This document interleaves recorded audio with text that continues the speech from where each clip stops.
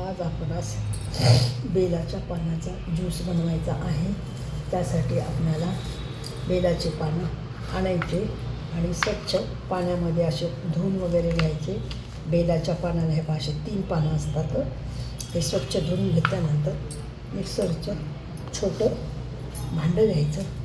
त्याच्यामध्ये हे पानं वगैरे टाकायचे. असं करून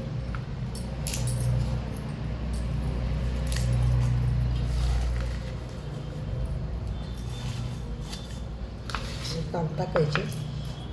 त्याच्यामध्ये थोडंसं पाणी वगैरे ओतायचं आणि मिक्सरची भांडं असं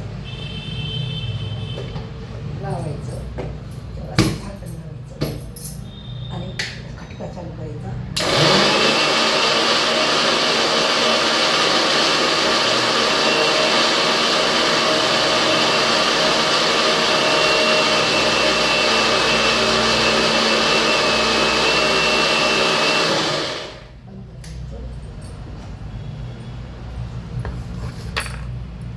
पहा, आपला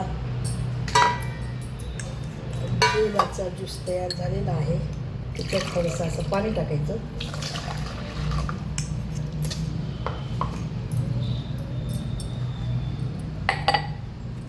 असं चाळणीनं वगैरे गाळून घ्यायचं.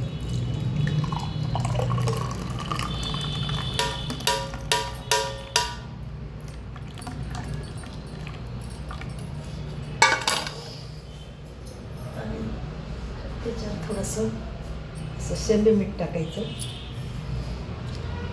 आणि वरून 1 लिंबू असं पिळायचं. हे बघा, लिंबू असं पिळायचं.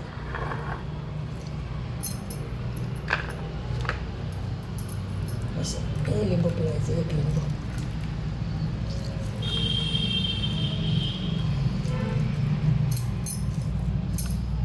असा जर ज्यूस अंशापोटी 3 दिवस सकाळी दात वगैरे घासून जर पिला तर माणसाच्या शरीरात जे रोग असतात, बिमाऱ्या असतात, त्याला रामबाण औषध आहे. कॅन्सरवर सुद्धा याचा इलाज होऊ शकतो.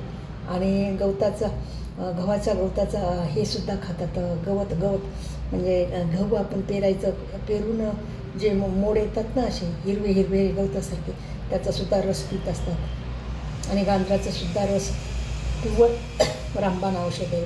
हा बेलाच्या पानाचा आहे. महादेवाला बेल फार आवडतो आणि महादेव सर्वात मोठा देव असल्यामुळे बेलाचा पानाचा ज्यूस फार महत्त्वाचा आहे.